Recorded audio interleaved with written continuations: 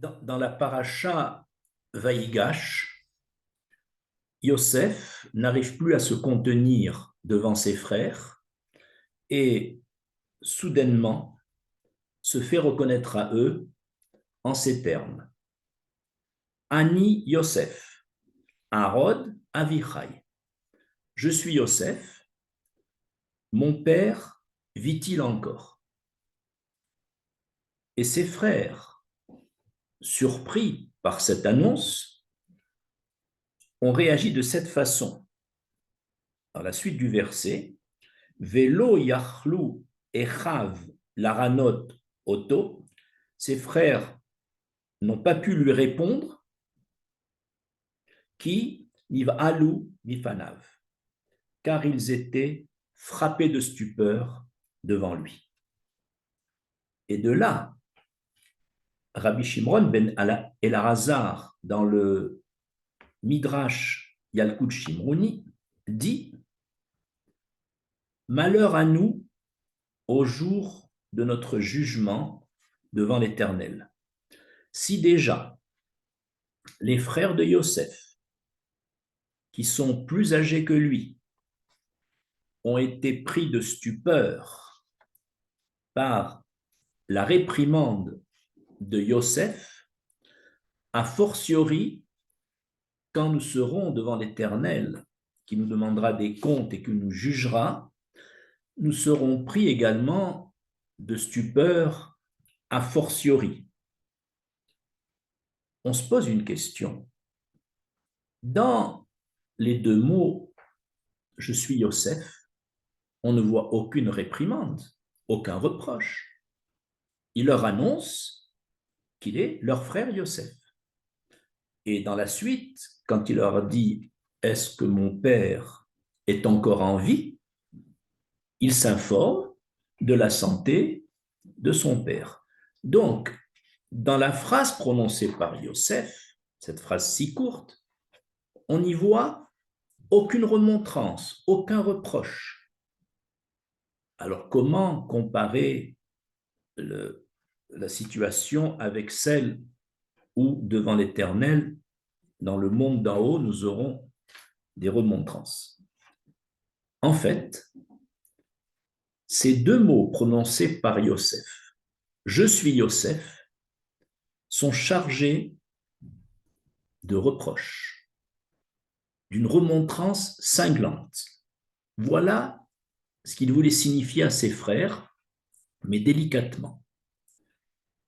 Vous qui avez agi contre moi en me condamnant à mort, puis ensuite en me vendant aux Ismaélites pour me faire mourir spirituellement en Égypte,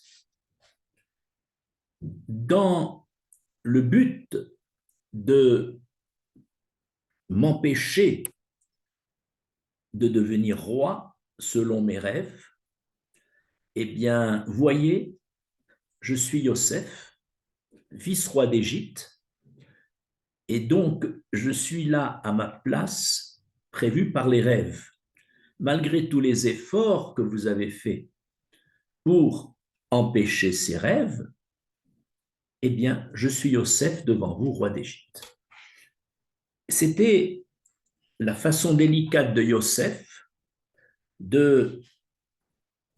d'adresser une réprimande cinglante à ses frères. Et dans la deuxième partie, est-ce que mon père est encore en vie? C'est également un reproche. Lorsque vous m'avez vendu, vous n'avez pas tenu compte un seul instant de la souffrance que vous allez provoquer à notre père, qui pendant 22 ans va souffrir d'un très grand chagrin. Et puis, tout d'un coup, au moment où je vous demande de ramener Benjamin, tout d'un coup, vous vous posez des questions, notre père ne pourra pas lâcher Benjamin, et si on ne lui ramène pas Benjamin, il va avoir un très grand chagrin, il risque d'en mourir. Tout d'un coup, votre comportement a changé.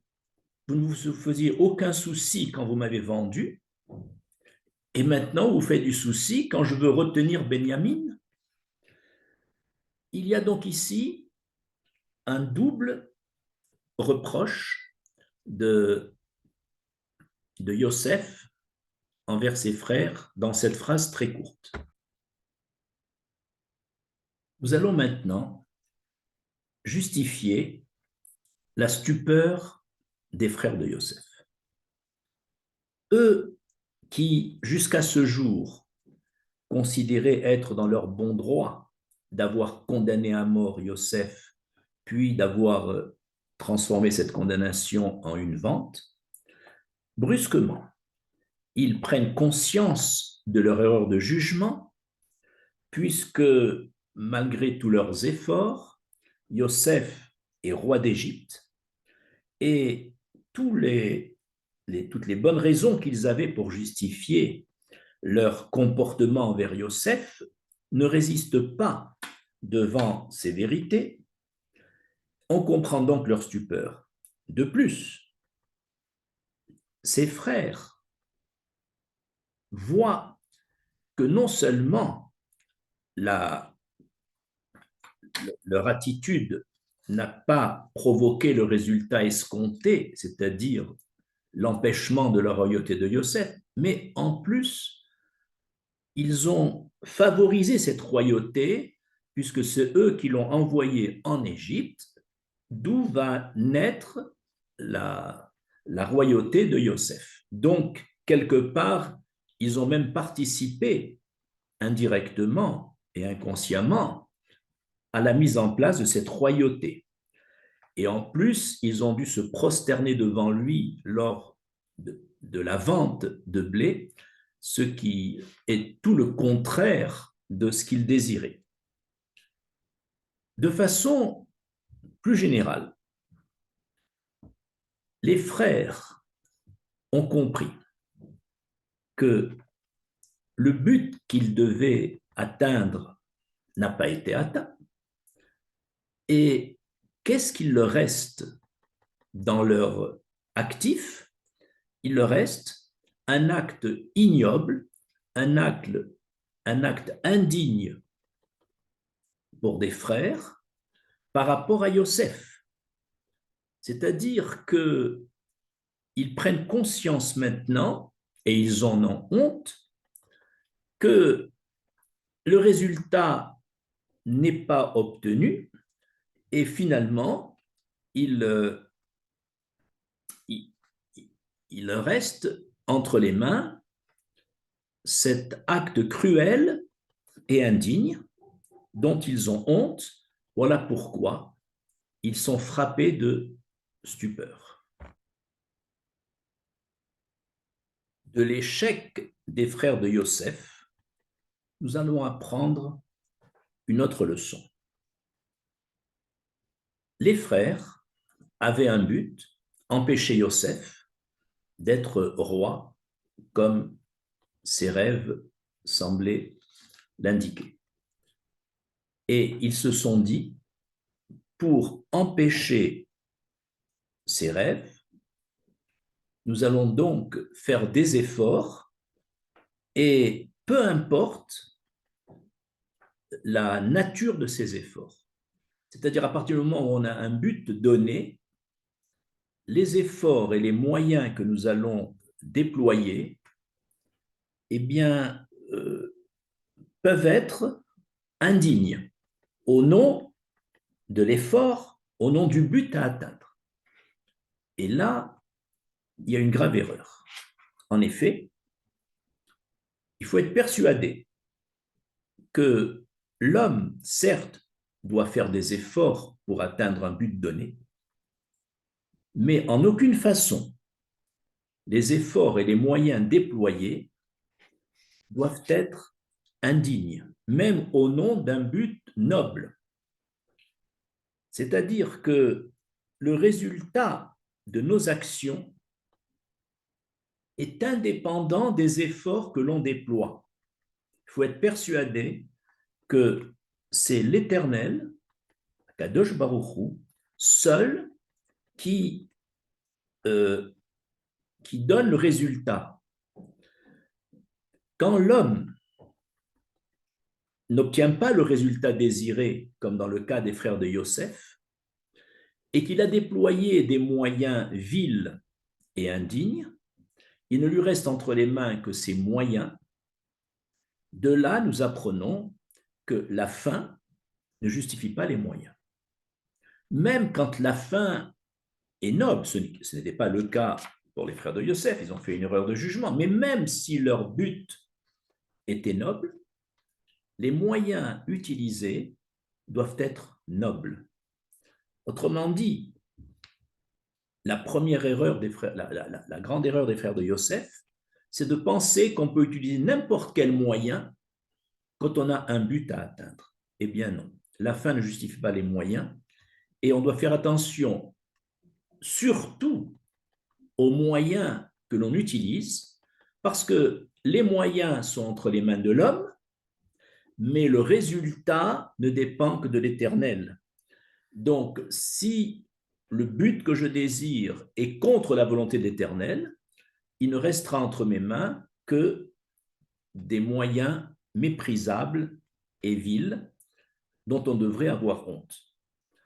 Réciproquement, quand un homme fait des efforts et utilise des moyens pour un but donné et que le but est atteint, l'erreur que l'on pourrait penser, que l'on pourrait faire, et même c'est une forme d'hérésie, de dire que j'ai réussi parce que j'ai su utiliser les efforts qu'il fallait. Ça, c'est une erreur grave et même une hérésie. En effet, comme dit dans la paracha Ekev Moshe Rabbeinu, il dit Ve'amarta bilvavecha, en cas de succès, tu diras dans ton cœur, Kochi ve'rotsem yadi rasa li et achail. C'est ma force, c'est la puissance de mes mains qui sont à l'origine de ce succès. Ça, c'est de l'hérésie. En résumé, il y a l'homme doit faire des efforts dans ce monde, mais il doit être persuadé que lorsqu'Hachem agrée et fait du but espéré un succès, c'est parce que c'est la volonté d'Hachem, ce ne sont pas ses efforts. Et ramener ce succès à soi-même est une forme d'hérésie.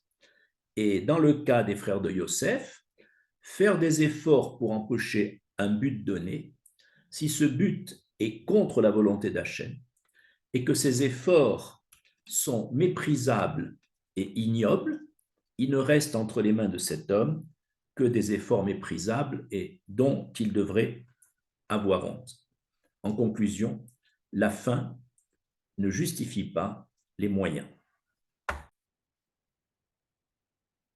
Nous allons illustrer ce principe que l'on vient d'énoncer à partir du taureau récalcitrant lorsque le prophète Éliaou, dans le livre des rois, a réuni sur le mont Carmel 850 prêtres idolâtres et leur a proposé l'expérience suivante.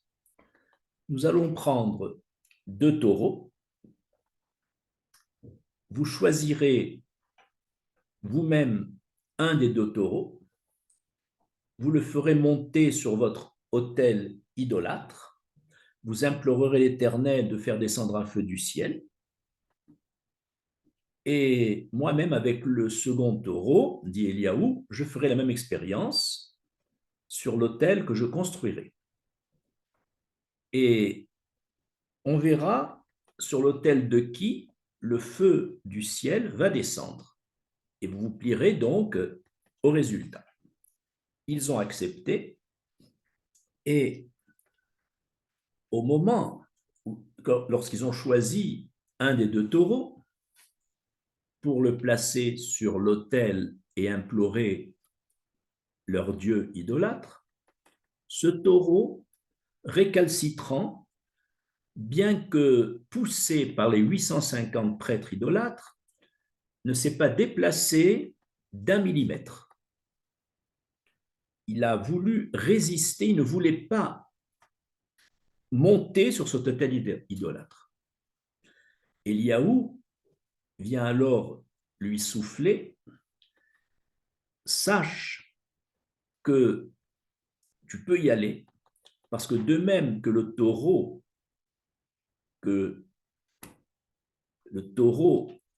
le mien qui va aller sur l'autel de Dieu, va sanctifier le nom de Dieu parce qu'il va être consumé par un feu idolâtre descendu du ciel pour donner tort aux idolâtres, eh bien toi également, tu vas faire une sanctification du nom divin, ce qui est un but noble, en allant sur l'autel idolâtre et par l'absence de feu qui descendra du ciel, tu vas montrer la nullité des dieux idolâtres. Donc, toi également, tu auras le but que tu vas atteindre sera un but noble. Mais le taureau a continué à être récalcitrant et à ne pas se déplacer. Si ce n'est qu'Eliaou Hanavi lui-même l'a déplacé pour cette opération où le feu n'est pas descendu du ciel. Et de là, le taureau nous donne une leçon. Même au nom du but noble de sanctifier Dieu par l'absence de feu, ce but noble, le taureau ne veut pas le réaliser par un moyen qui n'est pas cachère, qui n'est pas propre, en montant sur un autel idolâtre. C'est ainsi que ce taureau nous a donné une leçon. Le fait qu'il était récalcitrant nous montre que nous aussi, on est capable, quand on est capable de s'opposer à tous les moyens qui ne sont pas cachers, qui ne sont pas propres, même au nom d'un but noble. Je vous remercie.